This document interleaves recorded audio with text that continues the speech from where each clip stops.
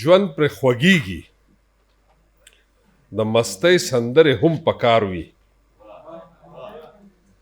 ژوند پرې خوږیږي د مستۍ سندرې هم پکار وي د دې نه پس یو څو د کار خبرې هم پکار وي او کتاب ډېر ښه دی خو کاغذ دی د عمل نه بغیر کتاب ډېر ښه دی خو کاغذ دی د عمل نه بغیر د عقل زده کړې له اشنا ټکرې هم پکار دي کتاب ډېر ښه دی خو کاغذ دی د عمل نه بغیر د عقل زده کړې له اشنا ټکرې هم پکار دي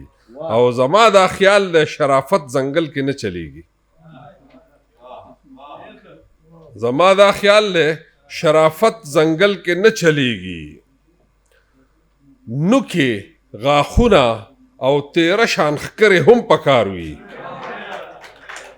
مننه جی او زما دا خیال دی شرافت ځنګل کې نه چلیږي نوکې غاښونه او تیره شان ښکرې هم پکار وي او توان او طاقت او حوصله د لازمي خبره توان او طاقت او حوصله د لازمي خبره د الوتو د پاره دوه وزرې هم پکار وي توان او طاقت او حوصله د لازمي خبره د الوتو د پاره دوه وزرې هم پکار وي او شکمپوري په آدمزادو کې غفلت راولي شکمپوري په آدمزادو کې غفلت راولي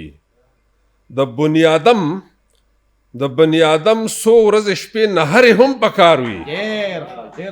شکمپوري په آدمزادو کې غفلت راولي د بنیادم څو ورځې شپې نهرې هم پکار وي او د هر یو غره سره ډغره وهل سر خوړل دي د هر یو غره سره ډغره وهل سر خوړل دي په ژوند کې کله کله زغل د یرې هم پکار وي پښتانه وایي تېښته نیمه توره ده که نه د هر یو غره سره ډغره وهل سر خوړل دي په ژوند کې کله کله زغل د یرې هم پکار وي او د ژوند خواږه دي په لټون او په تکل کې پراته د ژوند خواږه دي په لټون او په تکل کې پراته مزل لږ ګران او د انسان نه لرې هم پکار وي او د بادشاهانو سردارانو چاته څه حاجت دی د بادشاهانو سردارانو چاته څه حاجت دی د اباسین غوندې خاکسار بچرې هم پکار وي یو نور شعرونه دي چې زما خوښیږي چې په تا ښایسته ده زما خوښیږي چې په تا ښایسته ده ته چې ښایسته یې نو دنیا ښایسته ده زما خوښیږي چې په تا ښایسته ده ته چې ښایسته یې نو دنیا ښایسته ده او چې د عالم د خیر سوچونه کوي هره خبره د بلها ښایسته ده او قامونه ډیر دي وطنونه ډیر دي وطنونه ډیر دي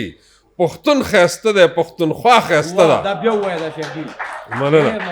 قامونه ډیر دي وطنونه ډیر دي پښتون ښایسته دی پښتونخوا ښایسته ده او ښکلی مې یو کله مې بل خوښیږي ښکلی مې یو کله مې بل خوښیږي دغه ښایسته ده کله دا ښایسته ده او دا فلسفه ده د نیکۍ او بدۍ دا فلسفه ده د بدۍ او نیکۍ تیاره بدرنګه ده رڼا ښایسته ده دا فلسفه ده د بدۍ او نیکۍ تیاره بدرنګه ده رڼا ښایسته ده او ځکه انسان په ګناهونو سر دی ثواب کړاو لري ګناه ښایسته ده او عمل منمه زموږ په کلي کې یو لیونی شاکر صاحب ته به یادي هغه ته مونږ غلام وی نو هغه به داسې ګیره باندې به لاړې ماړې به یې دی خو هغه به ټول عمر دا ځناور او دا مارغان چې به زخمي شو په خپله به یې راټولول او چیرډې به ورسره وې په هغې به یې تړل او په هغې علاج به یې کوه په خپل یو ځان له داسې کرښه تاو کړی او په ځنګل کې هلته به ناست و نو هغه ته پکې اشاره چې عمل منمه د غلام لیوني عمل منمه د غلام لیونی ګنې سهره خو د ملا ښایسته ده او په اباسین کې غورځنګونه راوړي په اباسین کې غورځنګونه راوړي والله هغه خو په رښتیا ښایسته ده ډېره مهرباني